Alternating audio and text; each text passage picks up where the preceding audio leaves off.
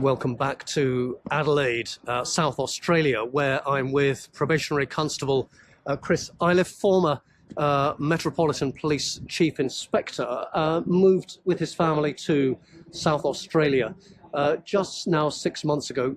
Chris, we've recorded two videos already, one focusing on your UK experience, one focusing on the last 6 to 7 months experience, both for you and your family. In this video, we're going to be talking about what's in the future, what lies in the future for you, and perhaps some of your observations on those differences between forces again. So, first of all, what's your thoughts, what's your expectations on the future for you and indeed for your family? So I guess it was a big sort of thing to think about before we came over here about how would I treat my career, and I'm almost treating it like a brand new career, almost from the start. I'm just hoping that what I've learned over the previous 21 odd years in the UK will stand me in good stead and keep the doors open to anywhere I want to go. SAPOL appears to be like any sort of modern police force, forward thinking. It has multiple departments that I could go into, and I haven't restrained myself to say I'm going to go in this direction or that direction. I've even thought from time to time, you know what, why don't you treat it completely different? Go and be a detective, which I've not done before. They've got a fantastic and sort of world-renowned mounted section out here. I used to ride horses, why don't I go and have a look at that? And equally, they've got sort of the equivalent of the armed response vehicles, their SRS teams. I'm probably a little bit too old for their super fit star team, maybe, but SRS I would think would probably be in my grasp with my previous history. Maybe I'll go and look at that and do something that's a bit more comfortable. And then I've also got the idea that maybe I'll go back switching in rank again. Maybe I'll look to go up, maybe I'll look to lead again. I've made no decisions, and I think that's probably the best way for anyone coming out here to be, is you've got to sort of involve yourself in everything that goes on. You've got to get your feet wet with the way that things work out here. Policing is policing, I think, internationally. You know, I did a ride along with the Mounties 20 odd years ago, and it was a day out your pocketbook, exactly the same, but the way it was done, the process and paperwork and the legislation was worded very slightly differently, and that's the same here. So I need to learn all of that, get myself into a position where I've got credibility amongst my peers. I think my history does give me some leg up, perhaps, to someone joining the job afresh, but equally, you know, I can't come in here and think I'm from the UK, I know better than anyone else. I just hope that those conversations can be had, and if I've got an idea, they're listened to, and so far that absolutely seems to be the case. So you have that wealth of experience from the UK. Those that are joining from the UK as a constable, there will be many also of those, perhaps fewer, who are joining as a chief inspector. So what I'm picking up in your remarks there is that part of the establishing yourself here in SAPOL is very much about recognizing that you don't know it all. You have much to learn culturally, politically, in the legislative arrangements. Yeah. And whilst you can contribute from your experience, you still, you being a new joiner from the UK, still needs to recognise that it's SAPOL. Yeah. It's not the Met Police Mark II. No, that's absolutely true. And you know, I mean, there's some things here that are done very differently to back home. There's some things I look at and think, oh, I think that was probably better in the UK.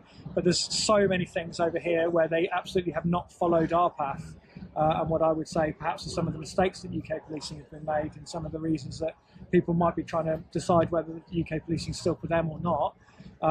Absolutely, those decisions haven't been made over here, and there's still a lot of things that are done in a far more proactive way with the communities than perhaps they were latterly in my policing career. So I'm not going to grill you on what's better and what's worse, but at this stage, suffice it to say that things are occasionally done differently, maybe significantly differently, yeah. And they may well be done differently for very, very good reason.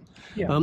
Equally, there may be areas where you personally and new recruits from the UK do have some insights that can be brought to bear. Yeah.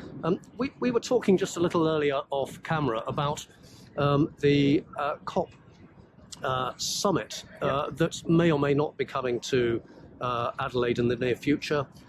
You had some experience of the COP I forget the number now, so help me on this, but effectively the environmental summit back in the UK. So tell us a little bit more about that.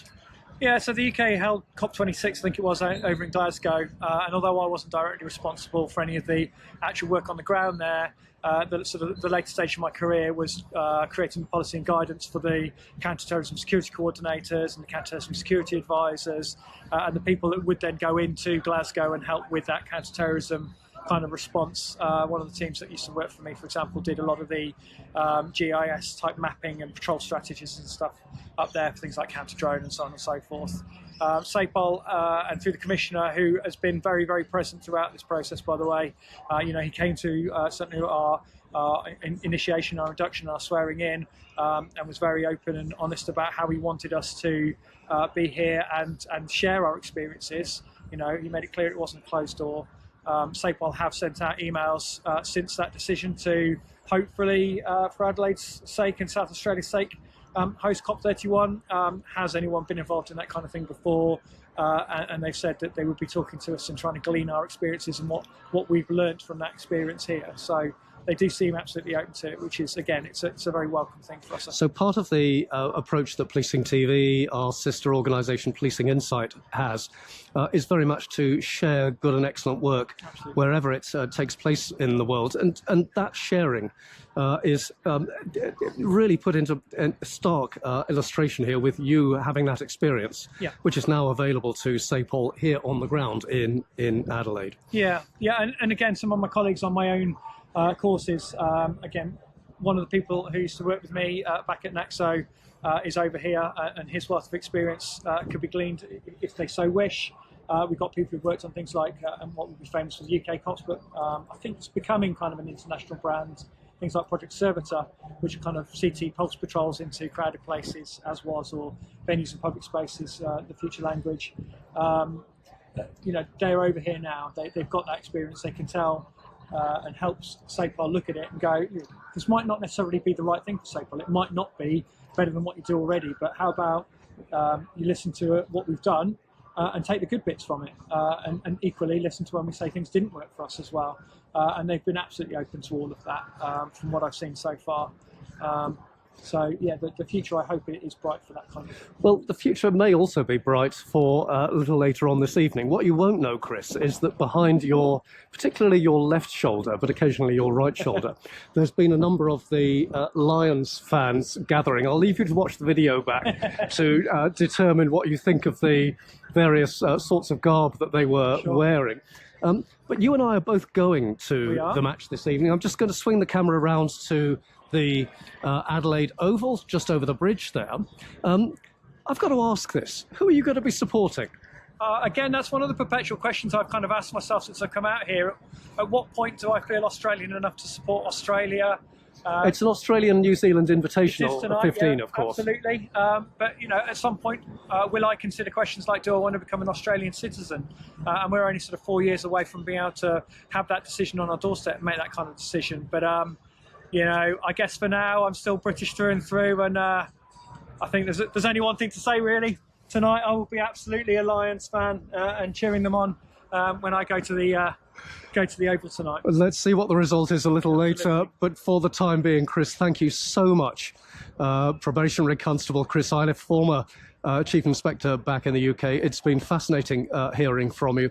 May I take this opportunity to wish you, your family, and indeed all those joining SAPOL, South Australia Police from the UK and elsewhere in the world, all the very best with their future policing careers, and in the case of your family, a very happy time here in Australia. Thank you very much indeed.